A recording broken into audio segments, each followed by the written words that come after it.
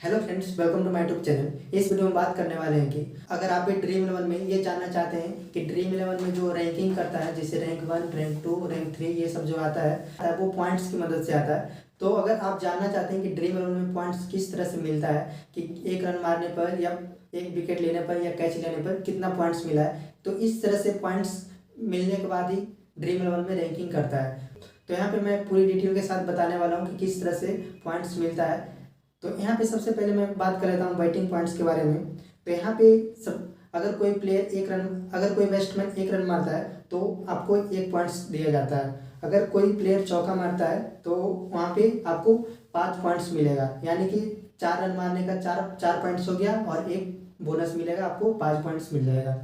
और यहाँ पे अगर कोई प्लेयर छक्का मारता है तो छक्का मारने का आपको 8 पॉइंट्स मिलेगा। जैसे कि अगर छक्का मारा तो 6 रन हो गया, 6 रन का 6 पॉइंट्स हो गया और 2 पॉइंट्स बोनस के रूप में दिया जाता है, तो टोटल 8 पॉइंट्स मिल गया।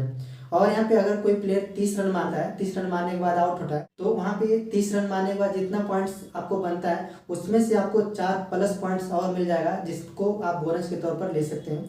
और यहाँ पे हाफ सेंचुरी अगर कोई भी प्लेयर 50 मारता है, 50 मारने के बाद आपको जितना भी पॉइंट्स मिलता है, मिलने के बाद यहाँ पे आपको 8 पॉइंट्स और मिल जाएगा।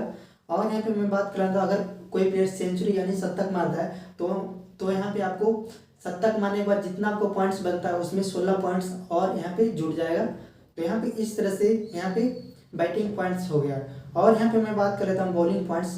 तो यहाँ पे सिंपली आप देख सकते हैं इस तरह से, अगर कोई प्लेयर विकेट लेता है, विकेट लेने पर आपको 25 पॉइंट्स दिया जाता है। अगर कोई बॉलर विकेट लेता है तो विकेट लेने का आपको 25 पॉइंट्स दिया जाता है। अगर वही विकेट एलबीडब्ल्यू या बोल्ड बोल्ड कर दिया जाता है तो आपको 33 पॉइंट्स मिलेगा, यानी कि एलबीडब्ल्यू या बोल्ड करने का 8 पॉइंट्स बोनस के रूप में दिया जाता है। और यहाँ पे मैं बात करता हूँ, अगर कोई बॉलर एक ही मैच में 3 विकेट लेता है तो आपको 4, जितना विकेट लेने के बाद जितना पॉइंट्स बनता है उसमें 4 पॉइंट्स और जुड़ जाएगा। और अगर कोई बॉलर 4 विकेट लेता है तो 4 विकेट लेने के बाद जितना पॉइंट्स बनता है उसमें 8 पॉइंट्स और जुड़ जाएगा।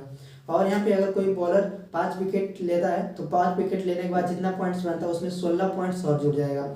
और अगर कोई बॉलर मेडन ओवर करता है तो आपको 12 पॉइंट्स दिया जाता है। तो यहाँ पे इस तरह से हो गया बॉलिंग पॉइंट्स। और यहाँ पे मैं बात करता हूँ फील्डिंग पॉइंट्स के बारे में। तो यहाँ पे सबसे पहले यहाँ पे आप इस तरह से देख सकते हैं, अगर कोई प्लेयर जो फील्डिंग करता है तो वहाँ पे अगर कोई प्लेयर कैच लेता है तो आपको 8 पॉइंट्स दिया जाता है। और अगर एक ही प्लेयर 3 कैच लेता है अगर और आपके ड्रीम इलेवन टीम में है तो आपको 4 बोनस मिलेगा। और यहाँ पे 3 कैच लेने का 24 पॉइंट्स हो गए और 4 बोनस मिलेगा, तो यानी कि 28 पॉइंट्स हो जाएगा। और अगर कोई स्टंपिंग करता है, स्टंपिंग करने का आपको 12 पॉइंट्स दिया जाता है।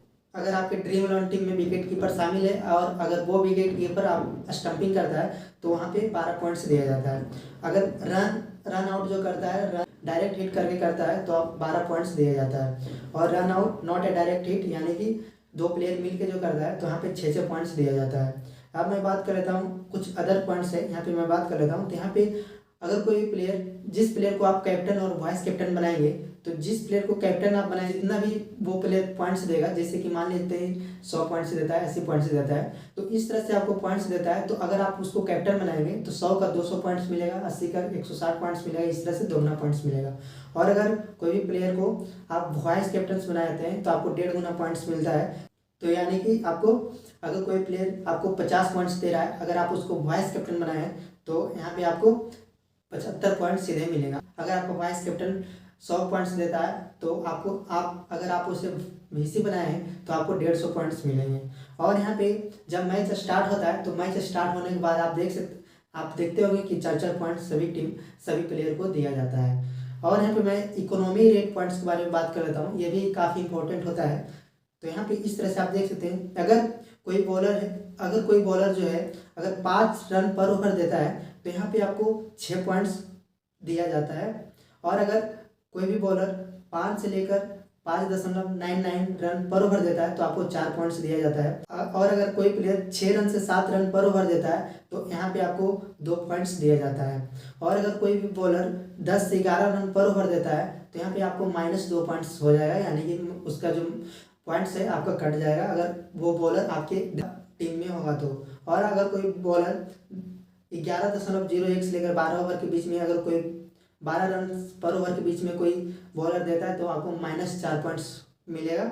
और यहाँ पे अगर 12 रन से कोई बॉलर ऊपर देता है तो आपको -6 पॉइंट्स मिलेगा। और यहाँ पे कुछ स्ट्राइक रेट पॉइंट्स दिया है, तो यहाँ पे आप देख सकते हैं, इस तरह से स्क्रीनशॉट मैंने लगा दिया है, तो इस तरह से आप देख सकते हैं। तो फ्रेंड्स, इस तरह से ड्रीम 11 में पॉइंट्स दिया जाता है। तो ड्रीम 11 में पॉइंट्स की मदद से ही जिस भी प्लेयर को आप चुनेंगे वहाँ के पॉइंट्स की मदद से ही यहाँ पे आपको रैंकिंग करता है, यानी कि जब आपको पॉइंट्स मिलेंगे तो आप रैंकिंग करेंगे, यानी कि आपका जो रैंक है वो बढ़ेगा। तो फ्रेंड्स, इस तरह से ड्रीम 11 में फैंटेस्टिक पॉइंट सिस्टम इस तरह से दिया गया है। तो फ्रेंड्स, अगर ये वीडियो आपको अच्छा लगे तो वीडियो को लाइक एंड चैनल को सब्सक्राइब जरूर करें।